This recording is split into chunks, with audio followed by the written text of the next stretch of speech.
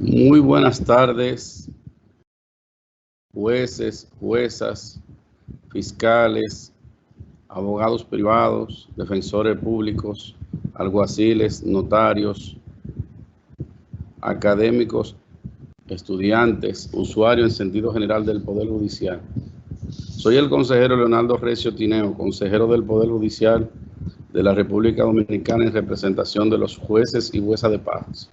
A continuación, vamos a realizar la presentación de la continuidad del Servicio de Administración de Justicia apalancado en la virtualidad a través del Servicio Judicial.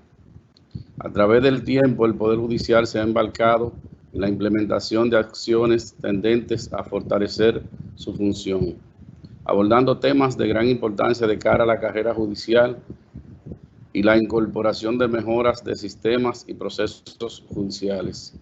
La coyuntura actual nos obliga a fortalecer nuestra función como sistema de justicia hasta este momento y que asumamos el gran reto de garantizar un servicio de justicia pronta, rápida, eficiente, oportuna en estos tiempos de gran incertidumbre y conmoción social a nivel mundial. La pandemia del coronavirus o síndrome respiratorio agudo grave nos coloca ante la imperiosa e improrrogable necesidad de tomar decisiones que nos coloquen a la altura de las circunstancias y demandas actuales. Los proyectos de digitalización que conforman nuestro Plan de Justicia 2024 fueron programados, visualizados para desarrollarse de manera paulatina en 5 años de trabajo a lo interno del Poder Judicial de la República Dominicana. Hoy la situación presentada exige que repensemos, reflexionemos y meditemos y prioricemos dichos procesos para adaptarlos a los niveles de respuesta digital de manera que podamos brindar el servicio de justicia de manera regular y cumplir nuestro mandato de impartir justicia y dirimir conflictos para preservar y sostener los derechos de todas y todos los usuarios del Poder Judicial. Todo esto, evidentemente, debe pasar en un menor tiempo de lo previsto anteriormente y en las condiciones de grandes dificultades para la mayoría de los dominicanos y dominicanas. Sin embargo, contamos con la posibilidad de dar respuestas a las situaciones que se nos presenten y garantizar la protección de los derechos fundamentales de las personas, brindando una solución a través de las herramientas tecnológicas que disponemos, lo cual ha sido un reclamo de los usuarios y usuarias del sistema de justicia durante muchos años.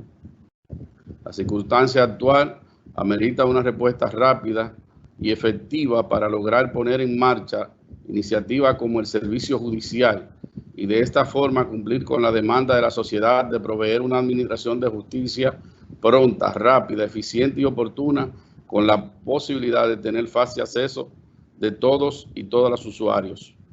A continuación, cedo la palabra a la doctora Melissa Bretón, directora general técnica del Poder Judicial, para la presentación del plan de continuidad del Servicio de Administración de Justicia, apalancado en la virtualidad a través del Servicio Judicial, esperando que las informaciones que vamos a difundir sean de gran utilidad para todos y todas.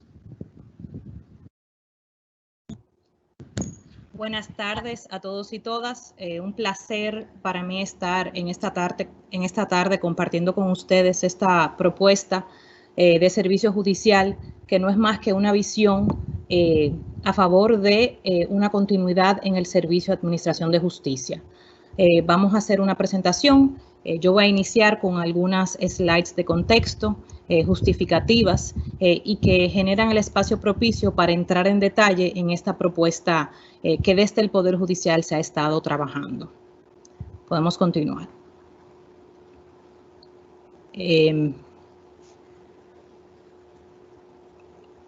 En el marco de las funciones que tiene el Poder Judicial de administrar de manera gratuita justicia, de dirimir conflictos, a través del Consejo del Poder Judicial, que es el órgano de gobierno, se ha venido trabajando la estrategia institucional para abordar y para apuntar hacia el logro de esta meta.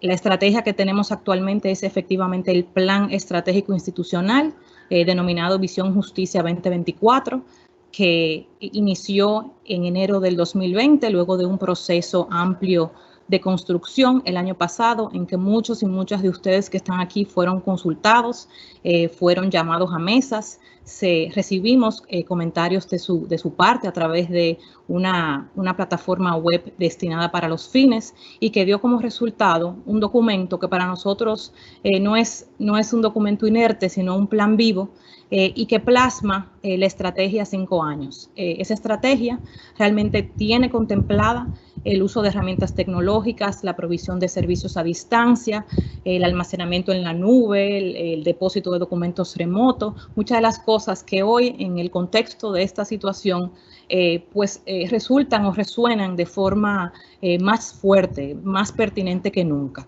Entonces, este plan, y podemos pasar a la próxima slide, está disponible en nuestra página web con cada uno de sus ejes. Por favor, pasemos a la próxima slide. Tiene 3 grandes ejes. El primer eje es el eje que hemos denominado justicia para todos y todas. Es un eje realmente que reconoce que hay poblaciones que se encuentran en una situación más desventajosa a la hora de acceder a la justicia y por tanto se requiere derribar, eliminar barreras de acceso. Pueden ser barreras físicas, barreras de información. Se ha identificado la necesidad de que se aborden esas dificultades en este momento y hablamos desde provisión de información segmentada por grupos. Aquí hablamos de grupos que se encuentran en una condición particular de vulnerabilidad, como son las mujeres, los niños y adolescentes, mujeres víctimas de violencia, los migrantes, entre otras poblaciones que han estado en una situación desventajosa, y no solamente en la justicia, sino a modo general. Reconoce esa situación dominicanos en el exterior que pudieran tener situaciones de la justicia en el país. Entonces, ese primer eje que vemos a la izquierda, justicia para todos y todas, aborda lo que es la dignidad, el acceso y la inclusión. El segundo gran eje de este plan estratégico que forma parte de esta visión a 5 años se ha denominado el servicio judicial oportuno y eficiente, y este es el eje donde se encuentra la transformación tecnológica de cara a brindar un servicio oportuno, tal como su nombre lo indica, pero abordando temas claves como la productividad. Y lo que vamos a conversar en el día de hoy, esta propuesta del servicio judicial virtual se enmarca dentro de este gran eje. Este eje tiene productos relacionados con espacios para la virtualidad. Hemos hecho un primer esfuerzo con lo que hoy en día son las audiencias virtuales, que si bien estaba establecido en este plan estratégico, es importante mencionar que no estaba identificado como uno de los primeros, pero que ha tomado la delantera como forma de preservar y continuar el servicio. Entonces, en este eje tenemos elementos importantes también como lo que tiene que ver con plataformas en la nube, trabajo a distancia, facilidades en línea para los servicios. Y un gran tercer eje que tiene este plan estratégico, que es el eje de la integridad para una justicia confiable. De poco nos sirve generar espacios de acceso y tener un servicio más eficiente si no se mantiene y se promueve y se asegura un comportamiento íntegro de todos y todos los miembros del Poder Judicial con una gestión cercana, una gestión participativa, que rinde cuentas y que verdaderamente se erige como una gestión modelo. Estos 3 grandes ejes tienen a su vez todos los proyectos que se han identificado para los próximos 5 años y que hay más detalles en nuestra página web. Pero nuestra propuesta de hoy está enmarcada en este nuevo plan que también ha revisado su misión, visión y valores a partir de un proceso participativo a lo interno del Poder Judicial, realmente renovando una visión de la garantía de los derechos, favoreciendo una convivencia pacífica, también esa visión de una justicia cada vez más inclusiva, más accesible y confiable, generada a través de un compromiso institucional de sus servidores. Y estos valores que vemos aquí fueron los valores más votados, más identificados como propios del Poder Judicial por todos sus servidores a partir de procesos internos de consulta que se realizaron también con el personal del Poder Judicial. Podemos continuar. Es importante mencionar que habiendo entendido esta estrategia a 5 años, para el 2020, que es el primer año de este plan estratégico, el Poder Judicial previó en su plan operativo anual el inicio de numerosos proyectos relacionados con la digitalización, la virtualidad, entendiendo la virtualidad como esa posibilidad de ofrecer servicios de manera remota a través de instrumentos y canales que no necesiten ser presencial. Sin embargo, aclaramos que estos proyectos no pretendían en este año de forma alguna que los servicios que se desarrollaran digitales fueran implementados en un 100% para la virtualidad, para la distancia, porque francamente las circunstancias no lo ameritaban. Realmente a raíz de la situación del COVID, que todos sabemos que ya fue declarada como pandemia, que llevó a la declaratoria de un estado de emergencia y por tanto el Poder Judicial se vio obligado a tomar medidas que garantizaran los derechos fundamentales de las personas en ese sentido, pues es que nos vemos ante esta conversación. Y la propuesta de hoy, y es el punto que quiero remarcar, no es una propuesta que sale de una estrategia inexistente, sino que forma parte de la estrategia institucional, pero que ante la situación actual se ha visto en la necesidad de acelerar los procesos virtuales para que pueda garantizarse el servicio. ¿Por qué? Porque a casi un mes, más de un mes, mes y unas cuantas semanas de la declaratoria de estado de emergencia, la realidad es que las perspectivas futuras todavía son inciertas y que si bien se logre detener la propagación del virus, no es menos cierto que las dinámicas como conocemos hoy en día sociales, de trabajo y sobre todo las instituciones que proveen servicios tendrán que cambiar y que se deberá seguir emulando acciones que eviten el contagio por un tiempo prolongado. Entonces, para prever futuras situaciones como esta y ante la necesidad de generar un servicio que resguarde a todos los usuarios, al igual que a los servidores del Poder Judicial, es que venimos ante ustedes hoy presentando esta propuesta.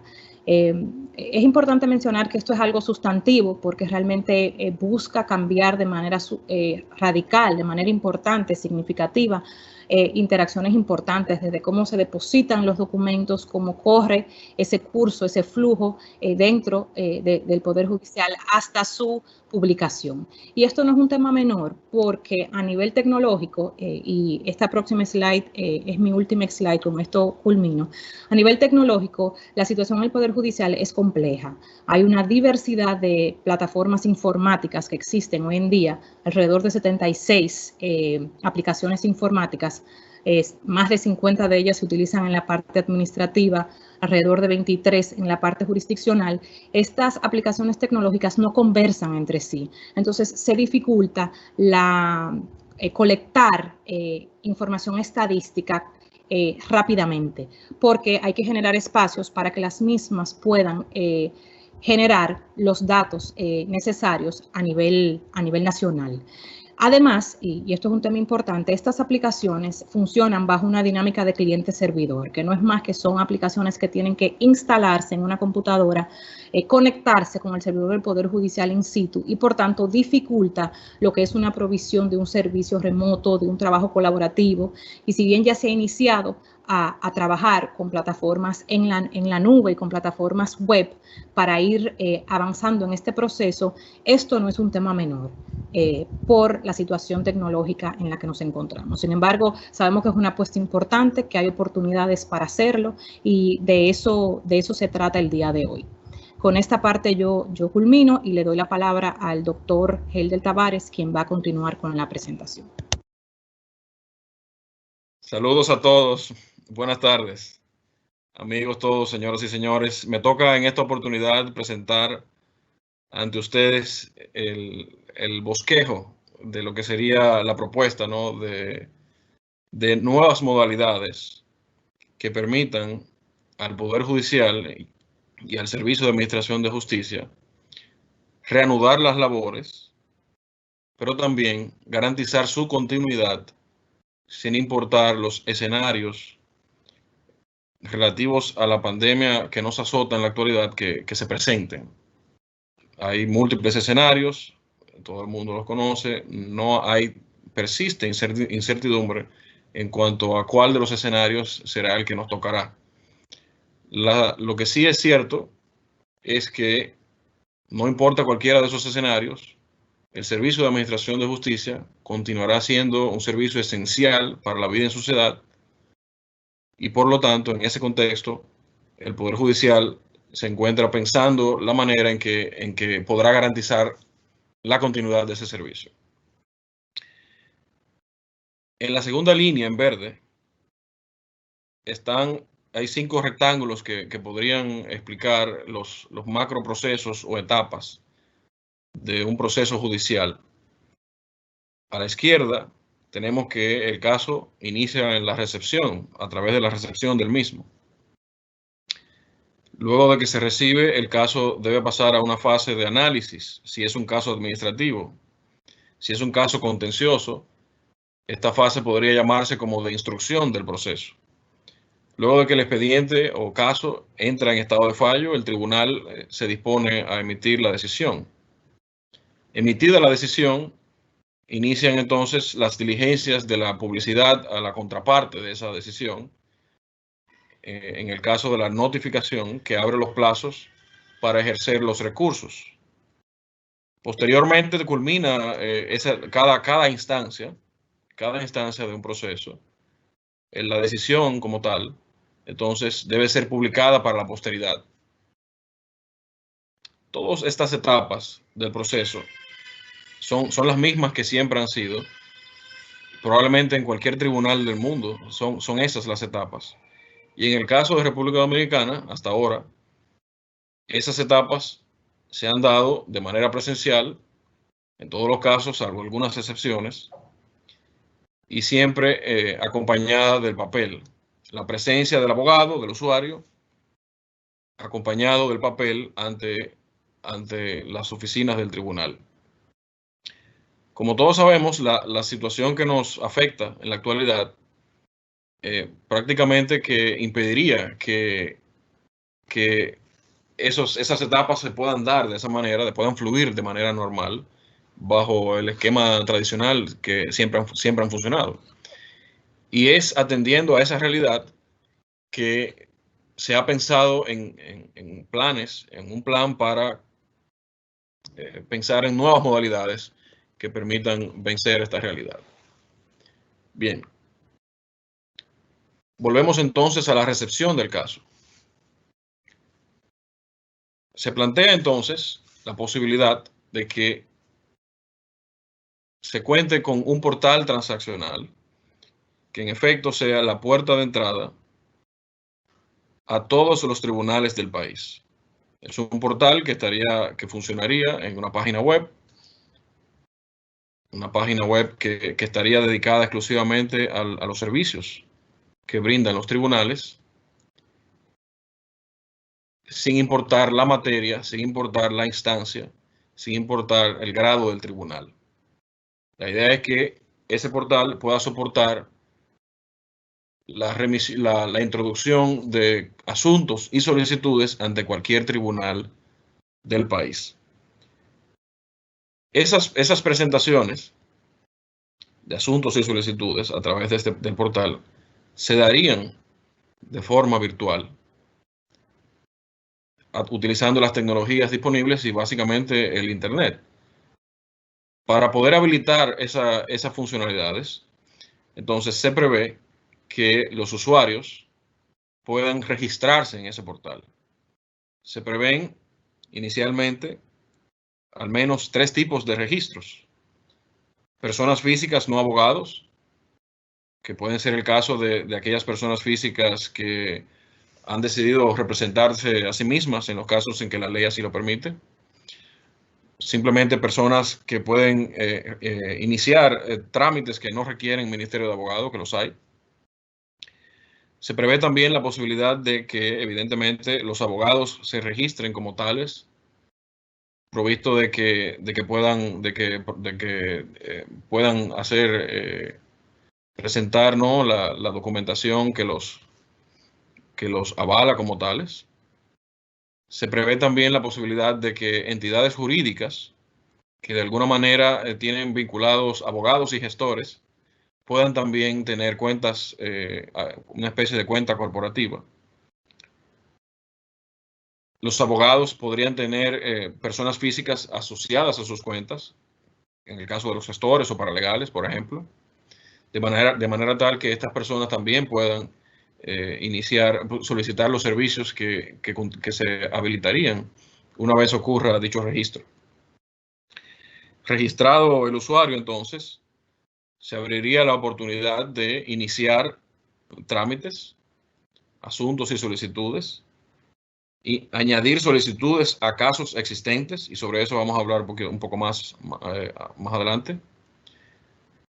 Visualizar un histórico de esas transacciones que han sido iniciadas. Dentro de la visualización del caso, poder tomar conocimiento del histórico de transacciones del caso, de solicitudes dentro del caso. El portal soportaría, a modo de base de conocimiento, un catálogo de los asuntos y solicitudes que pueden ser presentados ante los tribunales del país,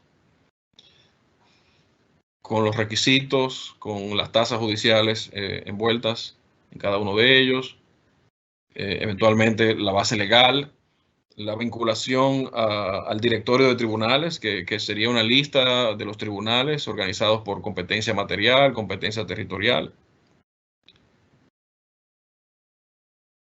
Existiría la posibilidad, y ahí vamos a hablar también más adelante, de que dentro de la consulta del caso se pueda visualizar el expediente, las piezas que conforman el expediente, todo desde el portal. Ahora bien, las solicitudes y trámites o asuntos que pueden iniciarse podrían dividirse en dos categorías. Trámites nuevos, a partir de que se tenga habilitado esa facilidad, o solicitudes que versen sobre trámites que ya están en curso o que ya estaban en curso ante los tribunales del país al momento de que llegó la pandemia. Como ya referíamos anteriormente, los procesos judiciales habitualmente se han celebrado en formato físico, presencial. Por tanto, esos expedientes se encuentran en formato físico. Entonces, alguien podría preguntarse cómo se lograría visualizar esa información que está física si los tribunales hoy día, hasta ahora, ¿no?, se encuentran cerrados. Bueno, se plantea entonces una iniciativa trascendental que implicaría esfuerzos mancomunados a lo interno del Poder Judicial y con contrataciones especializadas para esos fines, llevar a cabo un proceso masivo de levantamiento de la información, de la documentación, de organización y extracción de esa documentación a una gran planta de procesamiento que alojaría toda esta documentación y permitiría a demanda digitalizar, catalogar e indexar cada pieza de cada expediente. El resultado sería la posibilidad de visualizar en una pantalla las piezas que conforman el expediente, mismas que podrían ser organizadas cronológicamente, estarían identificadas por la metadata de cada uno de los documentos, lo cual entendemos facilitaría la labor tanto de jueces y servidores judiciales como de usuarios del sistema de administración de justicia. El resultado de ese trabajo, en efecto, sería un expediente virtual que es un espejo tal cual del expediente físico que se encontraba en el archivo activo del Poder Judicial al inicio de que se lleve a cabo esta iniciativa. Al volver a la recepción de los casos a través del portal transaccional, es previsible que en buena medida muchos de los documentos que puedan ser avanzados primero como copias digitales deban ser presentados en formato físico en virtud de que el original es un documento impreso. En esos casos que se prevén, que hay muchos casos en lo que va a ser así, y no quisiera abundarles con ejemplos, se prevén al menos dos modalidades. El Poder Judicial visualiza una selección, la posibilidad de abrir una selección de sedes al menos unas 14 sedes que concentran el 80% de la carga de trabajo en los tribunales, que serían acondicionadas para que en la primera planta de cada sede se pueda preparar una ventanilla física de entrada de casos para recibir esta documentación, también para recibir casos que por alguna razón u otra deban iniciar todavía en formato físico. Estas ventanillas estarían preparadas de forma tal que se garantice la protección tanto de servidores judiciales como de usuarios que acuden a la sede. En las sedes también habría la posibilidad de contar con estaciones que faciliten a usuarios el inicio de trámites por la vía virtual, si así fuera el caso. Una segunda modalidad prevé la contratación de servicios de suplidores del ramo courier o paquetería para que puedan recibir en sus locales la documentación que deba ser depositada en físico o que puedan retirarlas a domicilio a solicitud de los usuarios. En cualquier caso, el destino de esta documentación sería la planta de procesamiento o archivo central del Poder Judicial, lugar en el cual la documentación que llega en físico, que todavía deba llegar en físico, sería entonces procesada en la forma en que les referí hace unos instantes. De esta manera, garantizando que se mantenga el principio de que el expediente virtual es un espejo del expediente en físico. Ahora bien, una vez entra el caso, los tribunales, 600 y tantos tribunales, en ese número incluyo las salas, deben entonces procesar la información para que pueda continuarse las siguientes etapas del proceso judicial. Si es, por ejemplo, una solicitud de fijación de audiencia que versa sobre un expediente que ya se encontraba en curso, la primera tarea, luego de recibir esa solicitud por el portal transaccional que ya les refería, va a ser ubicar el expediente en el archivo central para proceder a su digitalización, catalogación e indexación, momento a partir del cual el expediente se encuentra disponible para ser consultado por la vía virtual, tanto para el usuario como para el servidor judicial o juez.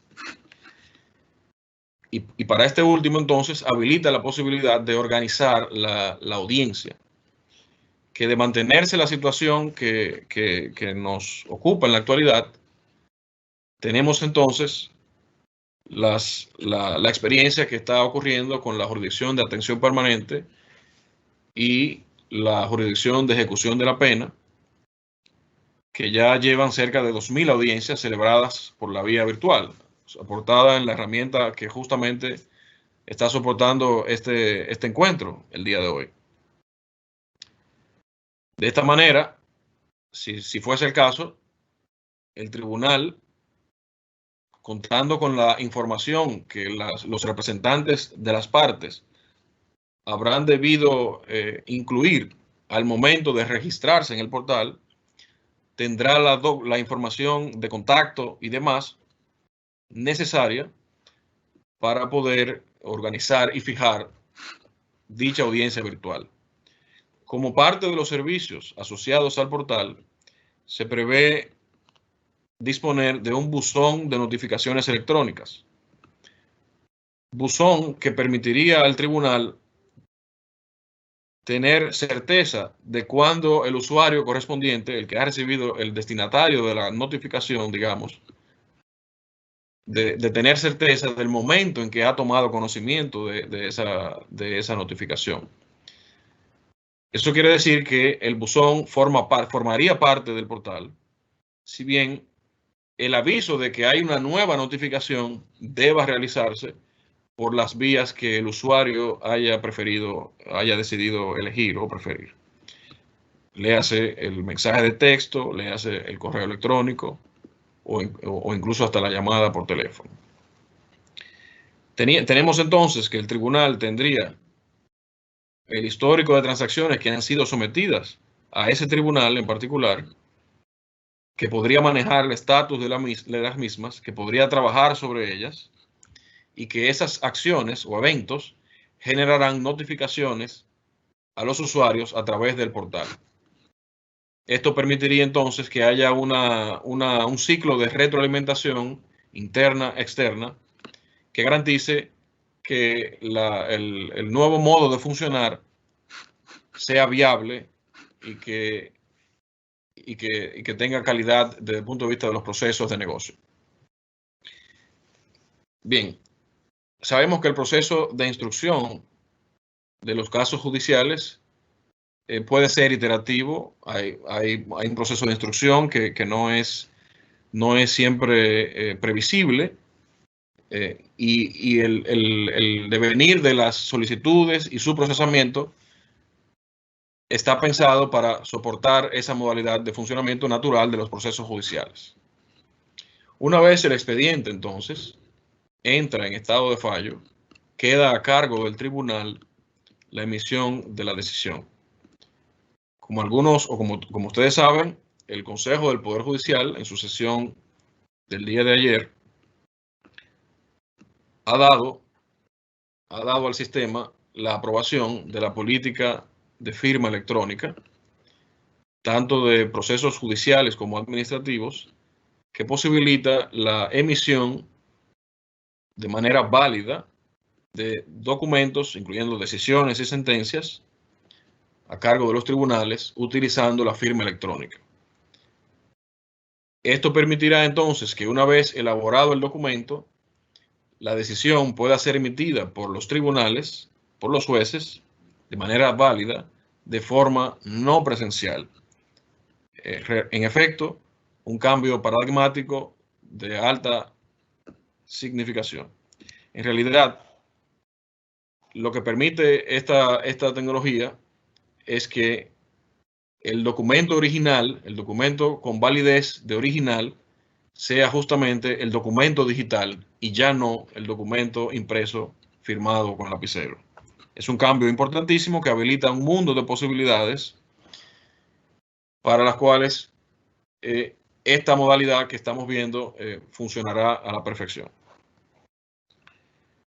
Una vez emitida la decisión, utilizando firma electrónica, se prevé la figura del protocolo digital de decisiones, que sería una entidad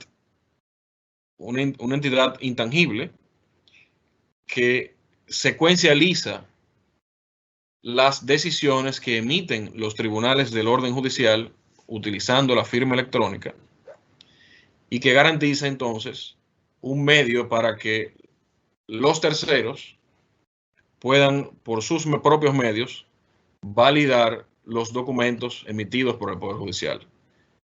Este protocolo permitirá entonces, a través de la lectura de un código QR o luego de digitar la dirección única de ese documento, o el código 1 de ese documento en la página de verificación, en la página web de verificación de documentos, poder confirmar que el documento que se ha recibido, en efecto, se trata del documento emitido válidamente por el Poder Judicial. Una lámina más, en la lámina siguiente, visualizamos más claramente cómo se plantearía el esquema del archivo central al cual nos hemos referido. Un archivo central nacional del Poder Judicial pasaría a concentrar los archivos activos que hoy operan de manera individual en los más de 600 tribunales que les refería anteriormente, que a su vez se encuentran alojados en las 218 sedes de que dispone el Poder Judicial a nivel nacional. Hasta aquí entonces mi presentación, y aprovecho la oportunidad para agradecerles por su atención.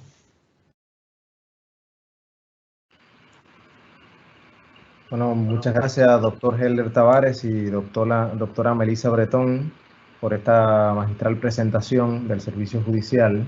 Hemos ido recibiendo a lo largo de las exposiciones algunas preguntas del público, de los asistentes, y hemos intentado compilarlas en los aspectos más importantes y bueno, vamos a írsela formulando para que nos pueda ir dando algunas respuestas sobre estas inquietudes. La primera es, ¿cómo será el mecanismo de notificación a las partes, tanto para las audiencias, documentación y decisión, incluyendo para fines de ejecución de las mismas, además de aquellos terceros con un interés legítimo? Bien, el tema de las notificaciones es realmente un tema, un desafío, ¿no? Para un cambio de modalidad como la que se ha planteado. Y ahí hay diferencias en las distintas materias que soportan los procedimientos que se pueden llevar ante los tribunales. Y por citar un ejemplo, podemos referirnos a la resolución 1732 del 2005, emitida por la Suprema Corte de Justicia, que crea un marco en materia penal que soporta el uso de notificadores, esto en el mundo físico, pero también el uso de medios telemáticos y electrónicos para llevar a cabo notificaciones a las partes en un proceso penal. Y ese sería un punto de partida, sin dudas. Ese ejemplo que ha sido exitoso. Hay casos en los que los tribunales incluso realizan notificaciones por la vía telefónica a las partes o a sus representantes. Entonces, partiendo de esa experiencia, será necesario crear marcos para las distintas materias que con el uso de las modalidades que se han planteado puedan integrar soluciones que protejan y resguarden los derechos de las partes en el proceso. Como refería anteriormente, el portal que se ha planteado implicaría el registro de los usuarios en el mismo y luego de este registro se habilitaría la posibilidad de contar con un buzón de notificaciones electrónicas que permite y da certeza al tribunal saber cuándo el usuario correspondiente, destinatario de la notificación, tomó conocimiento de la misma. En el caso de las notificaciones que la ley manda que sean por acto de algo así, que las hay en casi todas las materias, entonces, en la medida en que el proceso que se ha descrito sea plausible, tomando en consideración el tipo de procedimiento, la materia, lo que establece la ley y demás, en esa medida los tribunales podrán hacer uso y las partes podrán hacer uso de esos mecanismos para realizar esas notificaciones.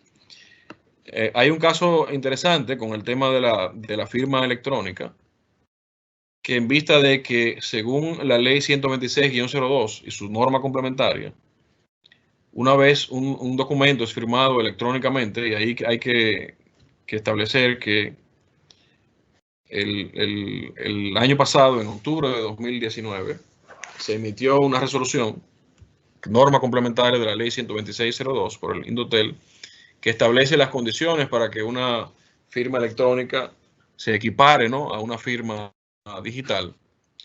En el momento en que el documento digital es el original, entonces hay un cambio de paradigma, puesto que todo lo que se imprima pasaría a ser copia del original. En vista de que el alguacil notifica en físico, entonces las previsiones que se prevén habrán de tomar, válida la redundancia, es que esas notificaciones siempre vayan acompañadas de una copia in extenso del documento, de la copia impresa del documento digital, de manera tal que el requerido, el recipiente de la notificación, una vez en sus manos con la copia impresa, pueda verificar por su propia voluntad que ese documento realmente ha sido el documento válidamente emitido por el tribunal competente. No sé si hasta ahí respondo la inquietud. De acuerdo, muchas gracias, doctor Helder. También nos hacen preguntas sobre el principio de inmediación, oralidad, contradicción y publicidad y demás principios rectores del proceso penal, en particular del del sistema acusatorio adversarial. ¿Cómo se cumplirán estos principios? Ahí intuyo, se refieren a la audiencia en la modalidad virtual. En realidad, sabemos que plantea un cambio sustancial de la forma en cómo se han celebrado tradicionalmente las audiencias históricamente. Y es un nuevo mundo, ¿no?, en el que no estamos solos. Cuando digo que no estamos, me refiero a la República Dominicana. Podemos citar el caso de la Corte Federal de Australia, que incluso emitió un instructivo que establece cómo se celebran las audiencias virtuales. Por cierto, vale decir que esa corte está utilizando la herramienta Microsoft Teams, que es la herramienta que está utilizando el Poder Judicial dominicano en las audiencias que se están celebrando virtual en la atención permanente y en la jurisdicción de ejecución de la pena. Herramienta que es la que se pensaría para expandir el modelo a otras materias, llegado el momento que deba ser así. Lo que hay que pensar es que el mundo virtual no cambia más que el espacio, digamos, donde se conoce la audiencia. En vez de un salón de audiencia, el espacio entonces se vuelve una pantalla.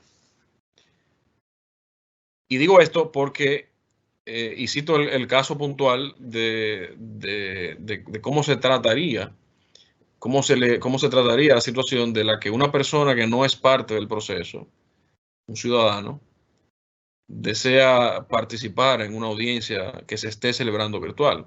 Porque es una pregunta que es, yo diría que es intuitiva, plantea una inquietud real. En el caso de Australia, ellos parten de la existencia de un rol de audiencia, que es un medio de publicidad que existe desde décadas en el país, con la ley de 821. El rol de audiencia lo que persigue es publicar las audiencias que se encuentran fijadas por un tribunal para un día o un rango de fecha específico. Esa consulta, que es un medio de publicidad básico, es la garantía de la condición de publicidad de los procesos judiciales, de las audiencias, porque cualquier persona puede enterarse y asistir a una audiencia. Ese medio, que estará publicado en el portal para todos los tribunales, permitirá a cualquier persona tomar conocimiento de que en tal fecha, tal tribunal tiene fijada una audiencia, y si le interesa participar, así podrá solicitarlo sin mayor requerimiento de registro, porque es solo un participante, solicitud a partir de la cual el tribunal le podrá dar acceso. Pero ojo, ese acceso es un acceso solo para escuchar, como lo es el acceso que tiene en el mundo físico el participante en una audiencia presencial, digamos.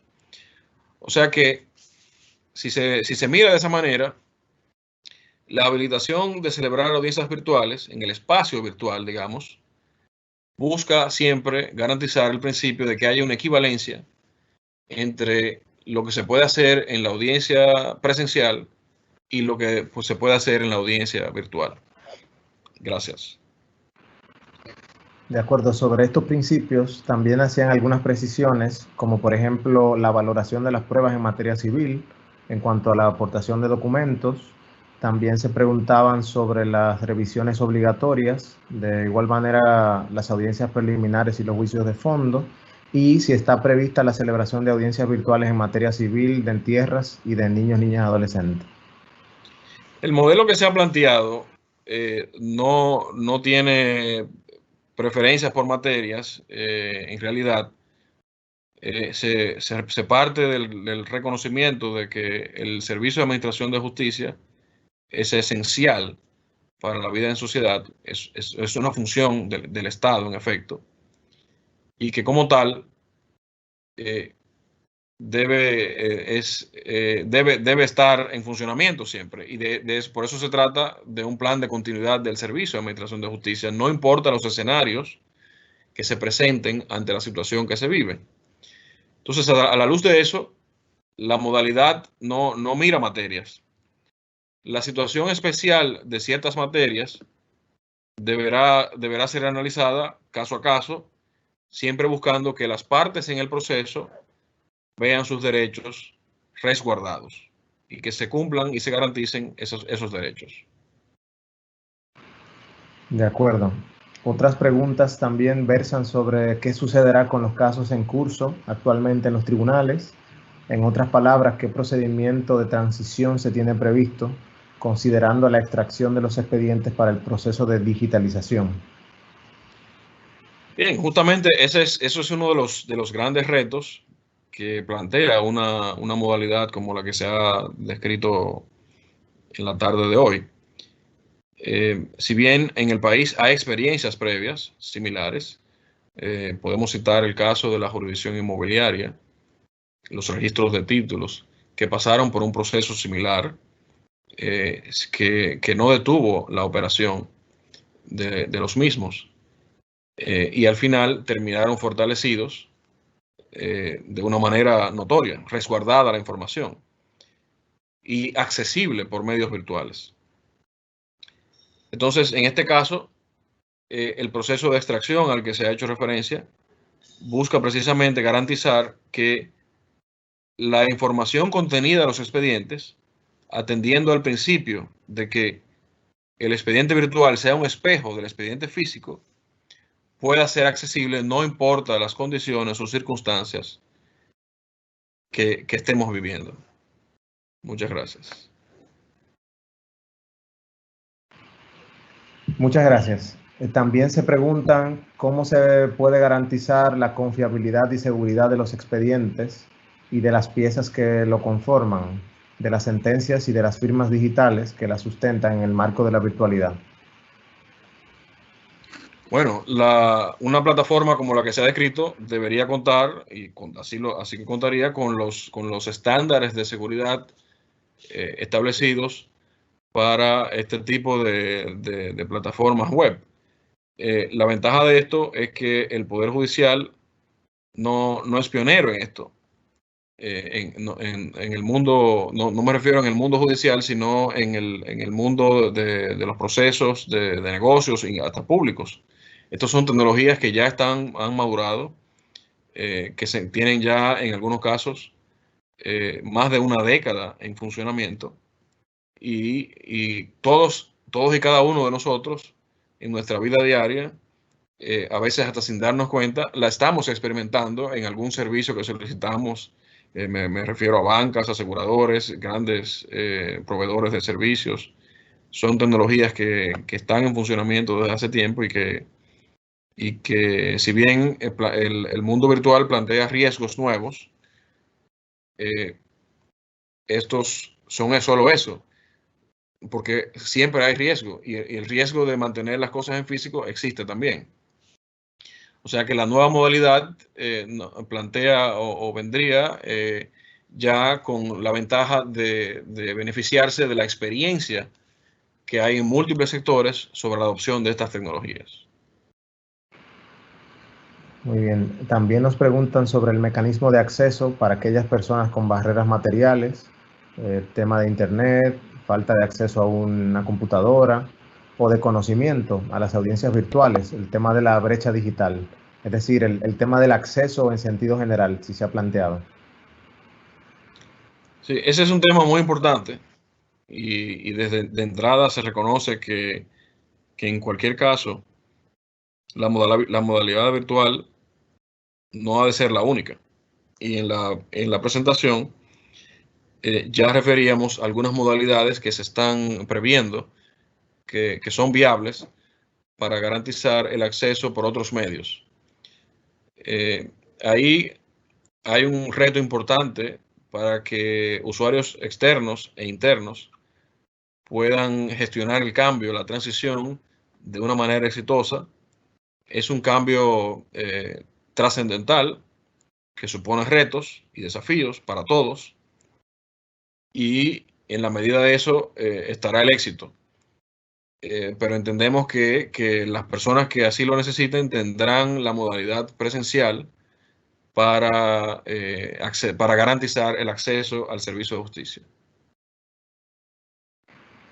Hay algunas preguntas también que van relacionadas al tema de la firma electrónica o firma digital, sobre la entidad de certificación que se hará para proveer de certificados, y un tema de si va a haber algún tipo de control de los certificados de firma para usuarios, oficiales públicos, abogados, notarios, de manera que los documentos digitales hoy digitalizados tengan carácter legal y vinculante con la persona actuante. Sí, bueno, el uso de certificados digitales por parte de terceros, digamos, o oficiales de la justicia, o auxiliares de la justicia, ante la modalidad de que la recepción de asuntos y solicitudes tiende a ser primero virtual, será una buena cosa que ocurra.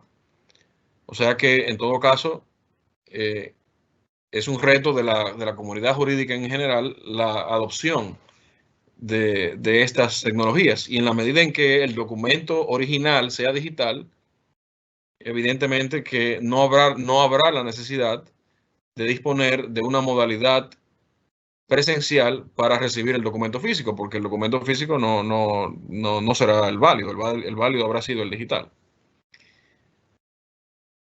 Para aquellos casos o documentos, mejor dicho, que son de la autoría del propio usuario, existen modalidades que garanticen que la remisión del mismo a través del portal, una vez la persona ha sido autenticada como usuario del sistema, sea tan sencilla como el upload de un documento PDF por parte del usuario así autenticado. Por ejemplo, el reto mayor va a venir con los documentos cuyo original es un documento físico y que por alguna razón procedimental o de ley, el documento original físico tenga que ser custodiado por el tribunal durante el juicio o durante el proceso, por el sistema de administración de justicia más bien. Y para esos casos entonces se prevé la necesidad de que haya una modalidad de recibirlos, como las modalidades que se han explicado, de recibirlos por la vía física o presencial. Gracias. De acuerdo. También nos preguntan sobre la base legal que tiene todo esto y si se pretende promover la adecuación de la normativa o legislación hacia estos mecanismos de acceso virtuales, y en caso de que fuera afirmativo, ¿cuáles serían las fuentes, si las hay, o temas que abordaría dicha propuesta? Bien, ahí en los casos en que se determine efectivamente que hay vacío legal o normativo, mejor dicho, habrá espacios para que, haciendo ejercicio de las facultades previstas por la Constitución, las leyes, el Estado, ¿no?, llene esos vacíos. En los análisis que se han realizado durante las diferentes etapas del proceso judicial, partiendo de los principios que se han mencionado o que se han analizado, o a los que se aspira mantener, prevemos que hay espacio para que buena parte de la modalidad que se ha explicado pueda iniciar e incluso pueda desarrollarse sin la necesidad de nuevas leyes. Ahora bien, una vez la práctica modifica la realidad o cambia la realidad, es probable que en el futuro haya que hacer ajustes. Y sobre ello entiendo que hay conciencia, y bienvenidos serán esos ajustes, y de esa manera crecerá el sistema de administración de justicia. De acuerdo. También nos preguntan sobre las medidas que tomará el Poder Judicial para que la población entienda este proceso y el funcionamiento del mismo, donde se estarán llevando a cabo talleres y cursos para que abogados, abogadas puedan acceder de manera oportuna a entender el proceso en todo el territorio nacional. Supone un reto la comunicación efectiva y la divulgación de la información. Creo que llega a la función de entrenamiento y reentrenamiento, que tendría por objeto a tanto servidores, jueces y servidores judiciales como a la comunidad jurídica en general. Es un reto país, sin duda, un cambio de modalidad como la que se ha planteado, y efectivamente habrá que echarle manos para que pueda, echarle ánimo para que pueda ser exitoso. Perfecto. Algunas preguntas también que nos van haciendo sobre el pago de impuestos, por ejemplo, si se prevé que sean con tarjeta o costo por servicio, al envío de documentos físicos. También en lo referente a víctimas y testigos, ¿cómo se manejaría este proceso? De entrada se prevé que la necesidad de que los pagos de tasas judiciales y otros servicios de esa naturaleza puedan ser, si son realizados en manos del Poder Judicial, puedan ser realizados de manera virtual, y si han sido realizados en manos de otras entidades, como es el caso de algunos recibos o sellos, puedan ser validados por la vía virtual.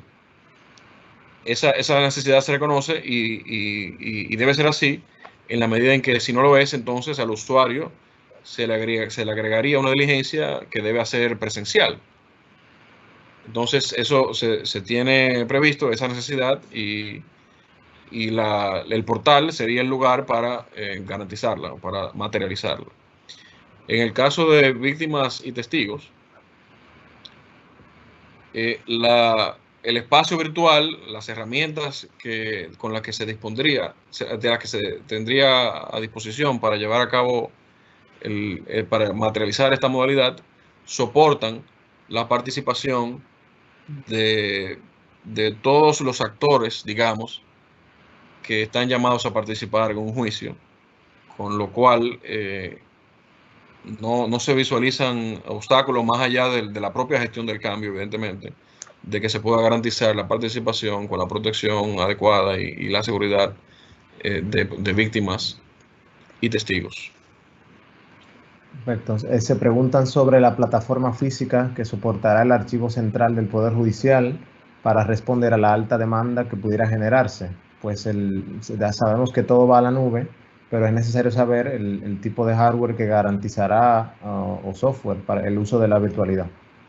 Sí, el espacio que alojaría los archivos activos, el tamaño incluso de ese espacio, se calcula en función de la volumetría que se estima se encuentra en los tribunales, en los archivos activos de cada uno de los tribunales.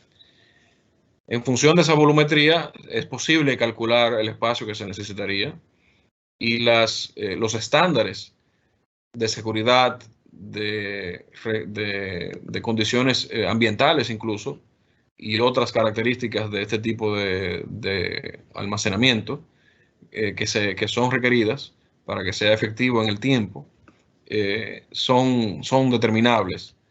Y en función de eso se procuraría, ¿no?, el resguardo de la documentación. Una vez en ese lugar, se dispondría de una planta de procesamiento que tendría la capacidad, según los cálculos que se han realizado, de procesar las solicitudes que generaría la necesidad, a su vez, de digitalizar un expediente que se encontraba en estado físico, para que esas solicitudes puedan ser respondidas en el corto plazo, cuestión de pocos días. Lo cual entonces garantiza que no haya mayores dilaciones por ese concepto. Sí.